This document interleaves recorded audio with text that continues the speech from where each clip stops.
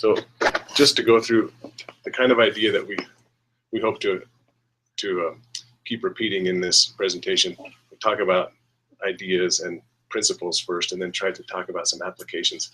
We'll start talking about the principles almost exclusively and then move into the practices. But when we're talking into practices, some of the principles will be woven in too. As we talk about the principles, we'll be learning from others and from the research and from our own experience. And as we talk about applying practices, we're just going to be talking about some ideas. The kinds of things that we're talking about today are going to be found throughout the conference. We heard some from President Clark already today. The last presentation that I went to about audio feedback was full of the kinds of ideas that we're going to be talking about today. We'll be talking about some ideas. It's a grab bag. The food that we provided outside was not just to lure you in and get your brain sugar-fied so that you can listen more attentively, but it's an analogy, and it's what happens when we're talking to people online and in this presentation too. We provide a lot of things, and we don't know what the other people want exactly. And we hope that they'll find some things that they want and that they'll take some of them. When we're teaching online, we'll do that in lots of ways, and we'll keep repeating, we'll keep re-emphasizing this as we go on, but this whole presentation is going to be like that. We don't know exactly what you need in your class, of course, and we don't know what's going to be best for your course. So we'll provide a bunch of ideas, knowing that you'll hopefully just take a few, the ones that you want the most. And we provided junk food in the hall, but none of the ideas today are junk food ideas. They're all very nutritious. Hey, sometimes junk food brings us together. I ate pie with my family last night. That was an awesome conversation around our pie. Okay, that's true. So we'll give you a nutritious idea about how to provide junk food. So the first question though is can computers do the teaching? Because computers can do a lot, as you highlighted. Computers can provide pictures. Computers can do a lot. This is from the BYU Online Instructor Handbook. Online students want and need communication and feedback, interactivity, a sense of community, adequate direction and empowerment to carry out the task required for the course.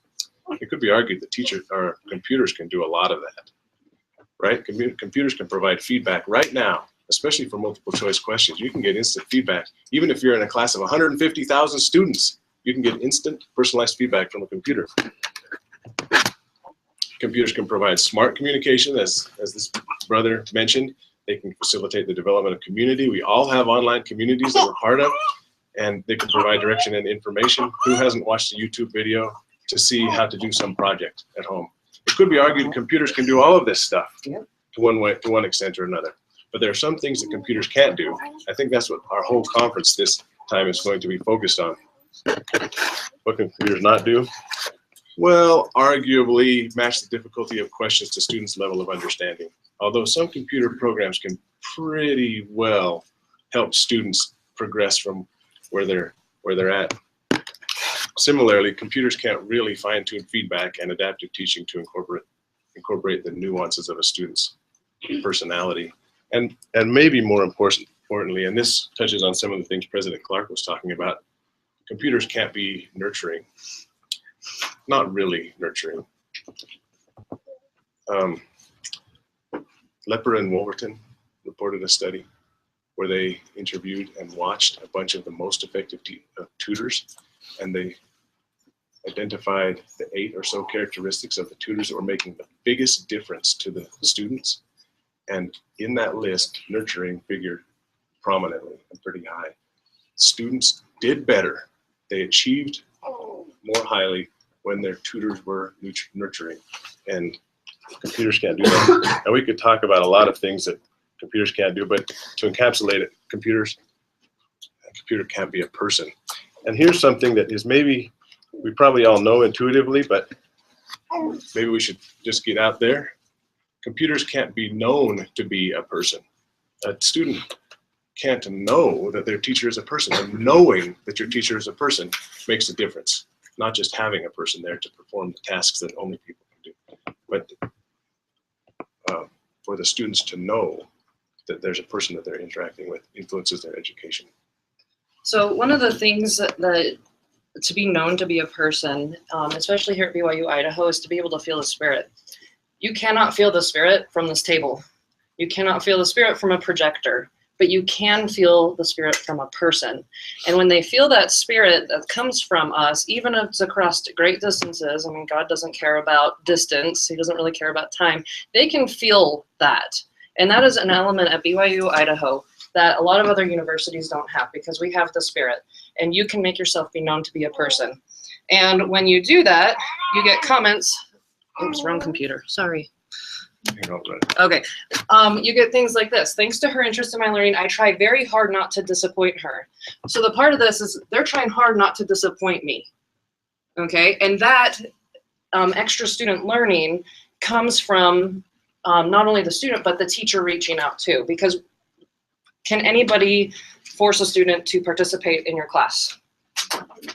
I can't. If you know the secret, let me know. The only thing that we can control is what we do, what we put out there, what food we put out there, and then the students get to pick what they eat. And they might pick a carrot and just pop it in their mouth and we never see it. They might bring in a napkin of food and email us and say, oh, I really like this part about this. We're not 100% sure sometimes what those students are doing. But when we do those things and they do tell us these make comments like this about not wanting to disappoint, then that's when we know that we are doing something right. So I want to interrupt here for just a minute. Kristie is the OCR for Foundations of Science 203 class that we teach, and I'm the TGL. I get to look at everyone's classes, and I've gotten to look at Kristie's class a whole bunch of times. She's an awesome teacher, and the students love her. And she got a lot of comments back on the student evaluations talking about how personable she is. So in our earlier draft, we had a whole slide that just was comments from Kristie's students about how awesome she is. I thought that was good because you'd have more faith in her knowing that she really knows how to do this. I'll get my wallet out after. Yeah, and Kristie said, don't let anyone know that these are comments to me. So I'm just telling you, these comments, these student comments, are all about Kristie. I'm gonna take it out on him later. Okay, so another one, definitely communication. I felt comfortable in the class. They're describing how they're feeling. And just one last one about being personable. I dive into the discussions. She pushes me just enough without completely going over my head, and now because of that, I love the subject, not just like it. And doing these little things that we're going to go through. If you haven't already got comments, I'm sure a lot of you, most of you, all of you get comments like this. You get more, hopefully. Maybe if I do it better, then I'll get more. So. It doesn't matter who you are. In a sense, it does. A positive personality that's expressive has been found to be more influential to students. They're learning that better when you're expressive, especially. And some personality types are better suited to better classes based on student reviews. That is intuitive, right? What may not be intuitive is that it doesn't matter. Some things about your personality don't matter. A review of the literature, a review of the reviews, a meta review of studies that looked at student ratings of their teachers found that age, gender, teaching experience, race, research productivity, none of that consistently mattered to student evaluations. So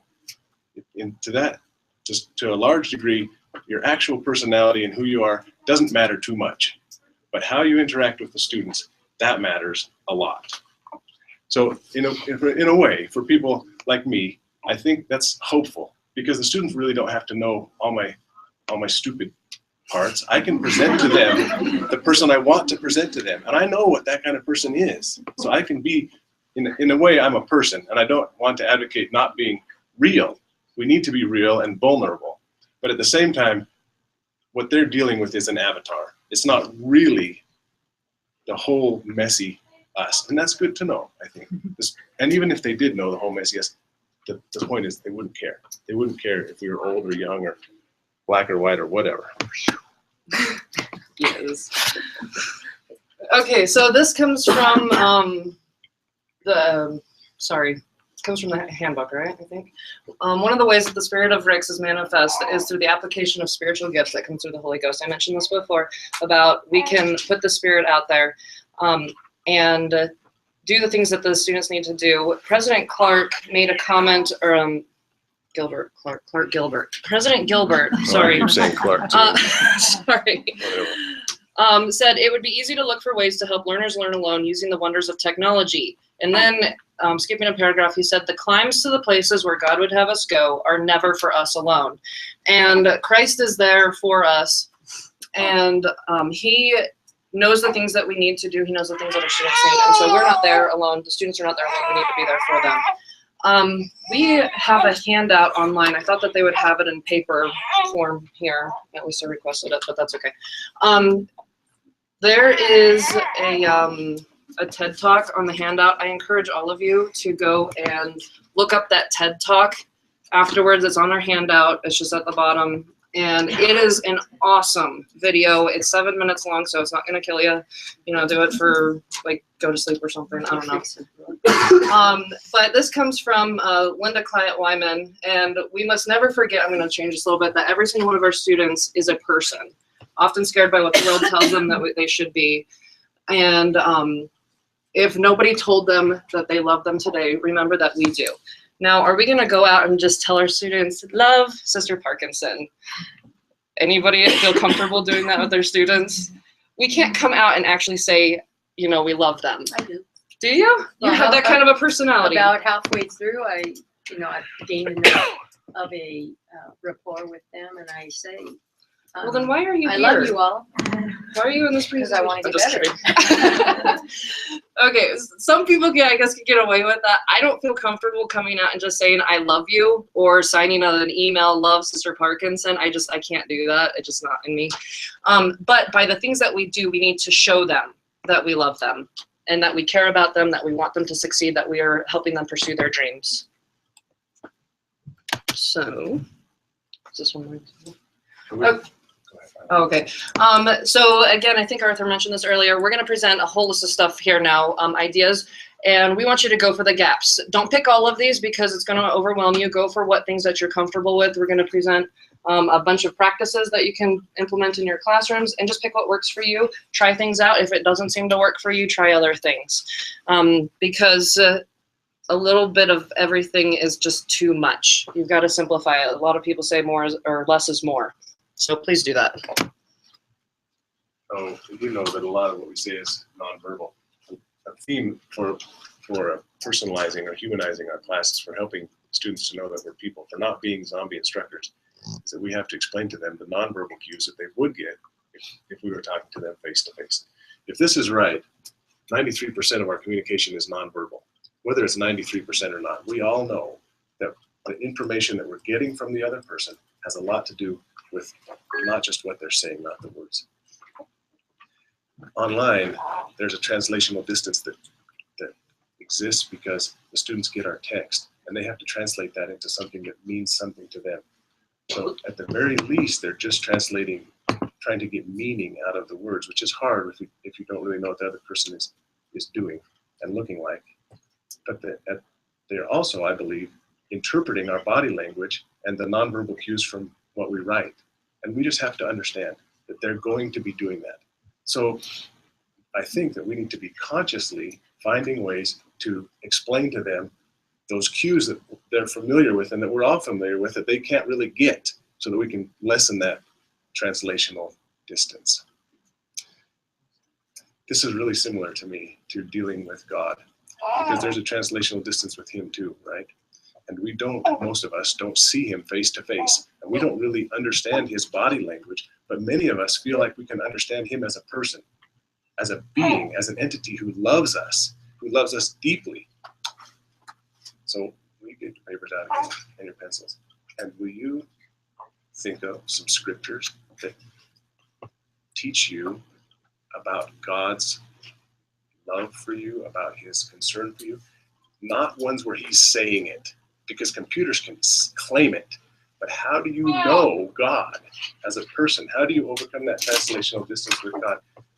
Are we finding in the text the things that explain to us who God is as a person is more than just the words? 60 seconds. We take 60 seconds right now. Go. Okay, so here is your first practice, using vivid vocabulary. Now, who in here is a poet and can write in flowery, awesome language while teaching your class? Really? Nobody? Awesome. Good job. Way to put yourself out there. Although not all poetry is flowery. Oh, yes. that's the kind of thing though. Okay, so when I'm talking about vivid vocabulary, I'm not talking about like huge sentences with tons and tons of adjectives that are really like so students don't even know it. So a couple of things. Use appropriate adjectives. Don't use too many.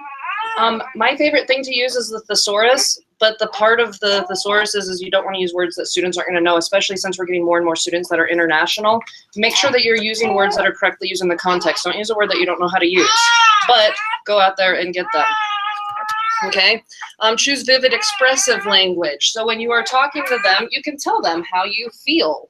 You know, I felt that your paper was like this, or I felt that this discussion board post was like that. Use expressive language for things like how you feel, and that will go a long ways to showing that you are really thinking about them and that they're hopefully, you know, getting what you want them to get out of it. Ask poignant questions to enhance learning. Okay, a lot of us, because we are time bound, I mean, who in here has like all day, every day to spend on their class? Okay, we are time bound, and we need to think about those questions though. So it's really easy to just throw a question out there just so that we have a presence out there. But it's better to come up with questions, and this can be done from over semesters of time. For each different week, over time, come up with the best questions that students seem to respond to the best. Keep them for the next semester, and you may or may not use it for the next semester. But if you have a collection of good questions that the students really respond to, that is so much better than throwing out 5 stupid questions. Okay. Another thing, if you have a hard time coming up with descriptive language and you have an action-oriented thing that you need them to do, I encourage you to go look up Bloom's taxonomy verbs. They are very descriptive, they're to the point, and students have a lot easier time understanding what your expectations are when you use these verbs. And then express positive personality. And sometimes this is hard because sometimes when we're really happy when we type stuff, and then I get like a hate email back from students, and it's like, I promise I totally didn't mean that in the wrong way or in that way. This isn't sincere or anything, but this is just something I've found a lot of success with. It take it for what it's worth. Use the more cards. Oh, hold that thought. Because I paid him $1 before this, by the way. Am I done now, or? Yes, you're done. So, another thing that you can use, here's another practice, applicable anecdotes. Okay, anecdotes are great. Choose them carefully. Okay, make them apply to the class. You have to have a purposeful sharing of yourself in your classes, because they don't want to listen to you ramble on, because they often have full-time jobs and church callings and family stuff, so they don't want to listen to rambling. But you can put yourself out there as a person with experiences that you have had, and that helps them get to know you and develop that trust. And even if that anecdote is not you being perfect, that's okay. Everybody is vulnerable. If you are not coming across like the perfect person, I mean, you don't have to come across like a horrible person either, but it's okay to show a little bit of that. Show them that you're a human, okay? It's okay, I promise. They won't hate you. Can I ask a question on that? Where would you use an anecdote? Like on your notes page? I don't generally, it's kind of up to you where you think it's best. I don't generally use them on my notes pages. I generally use little snippets on my discussion boards and emails to students, like in conversations that I have on the side. I sometimes use them in papers, like feedback on papers. We have a paper in our class where they talk about using energy and sustainability and stuff. And so I bring genealogy into it. I know that sounds really weird what I just said, but I promise it works. It is applicable. But, you know, just bring that kind of stuff in, just where and when you can, where you feel comfortable. Because, again, you don't have to share stuff about yourself that you're not comfortable with. But it does make you seem like a real person if you do that. Okay, so it doesn't matter about if you're an introvert, you're an extrovert. It matters that your personality is given the chance to shine. Are you gonna ruin my presentation again? I'm gonna try it. Okay. Just one is an interesting story. I do a lot of videos in my courses. I teach programming, so it's really visual. They need to see programming, see how it works and stuff. And one time I was making the video, I made this huge mistake in the video. And I was like 20 minutes in, and I'm like, oh, Blooper. don't care, I'm just gonna do it. And so I sat there for probably, a good 10, 20 seconds. Okay, let's do it, let's just figure it out. Then I figured it out, finished the video, and I'm like, yeah, I should really cut that part out. Yeah, I'm lazy, no, I'm not gonna do it. So I posted it, give it to the students. It's crazy to see the feedback. They're all like, thank you for leaving that in. Because they're like, I got to see, you debug, and it showed that you make mistakes too, and it was just awesome. Yeah. Like, okay, cool. So That's awesome. making mistakes is the worst thing. That's really cool. Okay, so here's an example from my class. Okay, well, there's a week that we talk about the biosphere, which is like an enclosed environment where everybody can live in a sustainable way. And so I bring up eating insects in that. Like, would you eat insects to be more healthy? And this is a comment that I got from a student. I think you're one of my coolest teachers ever. I love how you admit things and you think they are not cool, but it is, quite the opposite. Isn't that like an awesome thing? That anecdote. And like, she has connected with me. That was the first week of class. And like, she emails me all the time because that connected with her. That anecdote connected with her. And here's another one. If you have a piece of paper that is big enough that you can write on, I want you to write in big letters. I want you to write an onomatopoeic word about how you feel about this presentation and hold it up. Can we just do our thumbs? You do your thumbs? That's I can't see that with online students. Oh. I can't see them. Onomatopoeia means a word. Yeah, an Sure, onomatopoeia. you can emote. You can emote emoji. Talking about emoticons in a minute. Yeah, we'll get back to those. Anybody, how do you feel? You're not going to hurt my feeling. Wahoo! Ooh, I got 2 wahoos. Buzz. Uh-oh. Light bulb. Light bulb. Bam! I like it. Kazam. Okay. We'll work on this one. Groovy. See, okay, so I use, and again, there's a little bit of a warning label on this one because we do have international students, but like, okay, iLearn went down again. I didn't get my assignment in. Email back, Sai, I'm so sorry. Get your assignment in as soon as you can. Okay, it's just little things like that. Don't do too much, but just little things like that are okay. At least I think so. And a thing that Kristie taught me was to Google onomatopoeic word to see how it pops up, thinking that maybe some student's not going to know that, so they're going to search for it. And some words have meanings you probably don't want them to think you could possibly meaning. So Yeah. some words when you Like Google it pops out and they can easily see what you mean, but maybe something to be careful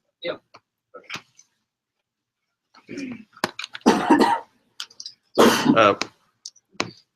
This table is kind of complicated, and I had to put this in here because I like complicated slides, and it makes it seem like it's smart if there's a lot of stuff going on. But let me just point out to you what is happening here. That 25 or 6 students in college students were given, each one of those groups of 25 or 6 students was given a different treatment. And one of the treatments in a constructed seminar series, one of the treatments was text-only communications from the teacher. The second one, text plus a picture of the instructor. The third one was only audio. And then the fourth one was only audio. Well, no, that's not true. It was audio and text, but audio was a big component. Then the fourth one was audio with a picture. And student achievement was measured by a series of tests over the course of the seminar series. Students did significantly better. Not very many percentage points, but 5 or so points, and it was statistically significant that they did better when the teacher was more present because they had audio and a picture of them. Yes. Now my glasses are a little off, so I may have trouble reading this. But if I'm reading this correctly, you're saying that if we got rid of our pictures, our students would do, like 0.6 better. Just about as good. Well, this one thing that this is me being a little bit subversive because we all know the audio and video really work, and we're told that it works so much. But here's a study that found out that the differences were not that great. So if we're not doing it all, I don't think we have to feel too guilty. But if we want to maximize what's happening to our students, we can include a video component. The students gave their evaluations, and you see that what they found the most motivating was text with a picture. This is a pretty small sample set. I think that if you increase the sample set, you might have more people finding that these things were motivational. There's another study. Well, there's a lot of research to back this up, but another podcast study found that most students liked podcasts as part of their instruction. and girls liked the podcast better than boys, which the researchers suggested wasn't so surprising because girls learn differently than boys. They thought that was totally reasonable. But they also found long podcasts did not work. Nobody liked long podcasts. They liked a few minutes. And I believe that a few minutes, even if you give them, 3-minute podcasts, audio casts, but you've presented 40 of them, that's also probably not so great. But short audio bits seem to work. But in this small sample case, this highlights that not all students like that.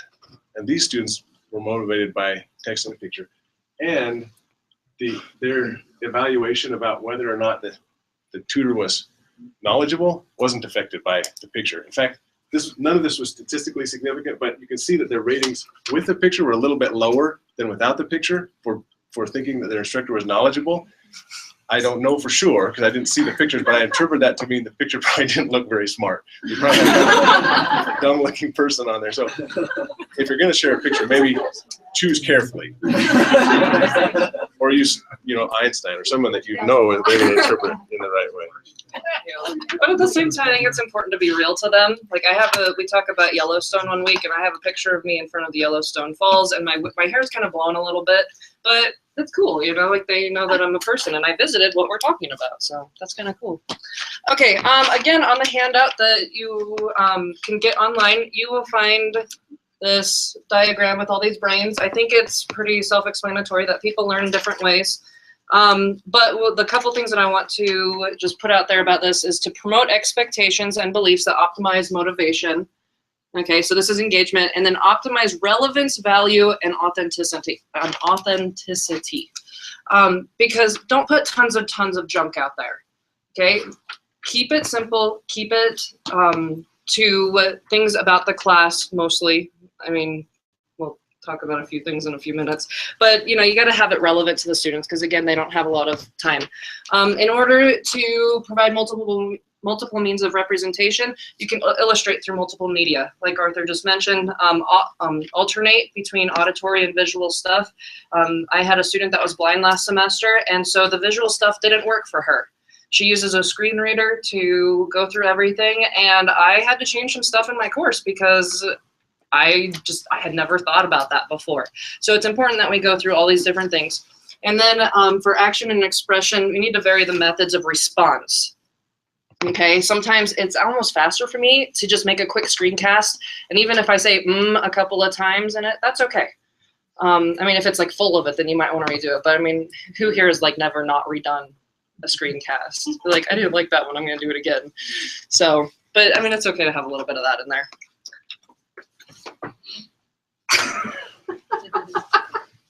Well, I hate emoticons. I have always hated emoticons. I think they're unprofessional. I don't like them at all. My name is Arthur Morris. I have always hated emoticons. I'm trying to change. The reason I'm trying to change is because two things have really influenced me. One, I've seen people who are used to text communication using emoticons a lot. And I'm used to face-to-face communications. I don't use emoticons. But people who are like kids who are using text a lot, they're throwing emoticons in. I'm thinking they're sharing nonverbal information. The other one is that the research supports the effectiveness of emoticons. So It's a side note. we have to use emoticons. We're not going to spend time on this, but here are some instructional recommendations you can find online. And here's a quote from a student who says, "Thank you for using emoticons." No, he says, that was finally. Finally, but this was not to me. My students still aren't going to be able to say that. Maybe for a while, but I think that emoticons probably do work, and it's just an area to explore. And I can't give you very many hints except to say that it bugs me when people put a whole string of emoticons on. So maybe, but why don't you do this? This is part of the plan. Will you again take a piece of paper that you can show, and will you write an emoticon about how you feel about using emoticons? And hold it up so I can see. An emoticon! That's visual. We need an emoticon. Oh, because you have paper. And I get that students are doing that with more time. But what are they going to do when they get to the real world and they've got to write a graph? Well, it's not Yeah, we're not saying use them in like papers or anything, like professional papers, but like in an email or something. So found them because I'm professional in graded assignments, but use Yeah. them in That sounds like a That's- good idea. That's what, I do teach oops. business writing, how do you and get they, back? no, don't use emoticons. Don't use them. But and Alright. But I like would- your language Is it should time be to good play enough sport? and clear enough Yes. that you don't need an emoticon. Yes, I agree with you for sure for that. Sorry, I don't And- agree. I use emoticons.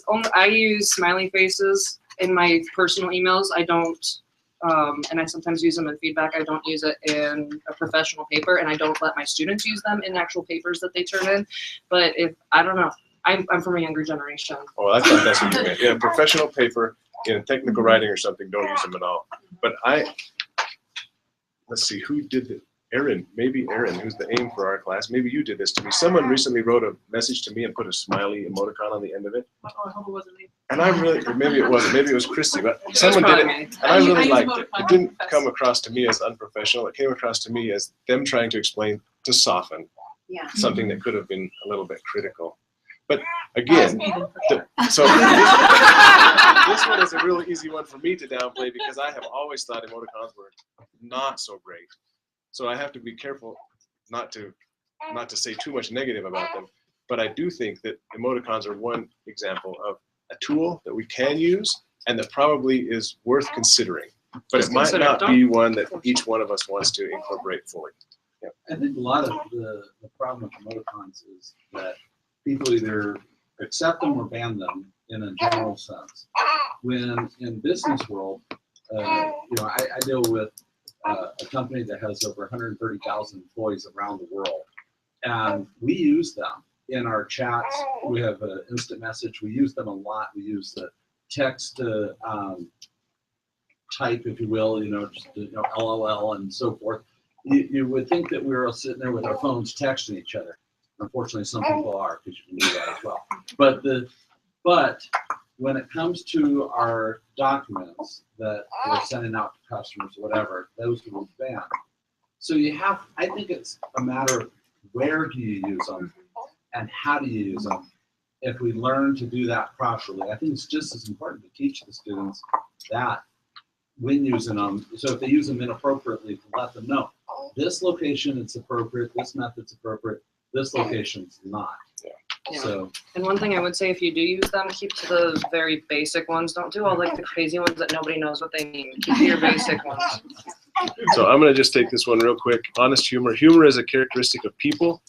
Humor is also perilous online, as it's easy to misinterpret humor. So humor might be something to incorporate best when you're giving video or audio. And when you do use humor, I think personally, sarcasm probably doesn't ever have a place just because it's too hard to interpret. And then we're communicating a lot of faithful things, and we don't know exactly what the students are ready for, when they're ready for it. Sometimes the students will ask a question and we can respond with a testimony that's laser focused. Sometimes we don't know. But that doesn't mean that we shouldn't put faithful things in our communications. Our faith is a characteristic of us as people that our students need to know. They need to get that from us. That expresses our love for them, our ability to feel the Spirit. It brings the Spirit into their lives. It helps to develop them as disciples of Christ. And I think that we might need to do that food smorgasbord a little bit, that principle a little bit on this one. We share our testimony, we use faithful language, we tie in scriptures, we do whatever we can, not knowing for sure who is going to influence a lot of the time, but hoping that people are going to find on this table that's full of faith food something that they can really use and go away with. And then, Kristie, you want to talk about that? Okay, well, I talked about this a little bit about using words that are positive and everything, especially when it comes to I Learned 3. Who's in I Learned 3? Yeah, so you probably get hate emails from students, I'm sure. The important thing is just to stay positive, but to know that their issues are real. They are extremely frustrated with things sometimes. They are frustrated with maybe our feedback or how they did. They thought that they did better or worse, or they get frustrated sometimes. So that's real, but it's also important to try and pull that back to the positive. Don't let it spiral downhill, and just keep it positive anytime that you get hate emails, but really tell them that you understand. So there's a lot of stuff online. One thing is evidence of engagement has been found to be important to students. So If you try something, it doesn't work, it's still good that you tried it because it shows students that you're engaged as a person. And that evidence of engagement itself is important. Hi, I'm Kristie Parkinson. I'm a mother of 3, a runner, a basement finisher, and I'm a person. And I am an ecologist, a father of 5 girls. I'm a lover of good books. I really love good friends, and I'm a person. And you are going to be sending the message, that same message to your students in lots of ways. You're a person. And I hope that Kristie and I both will close by saying that we hope that your efforts to communicate your personness to your students is rich and effective. Thanks.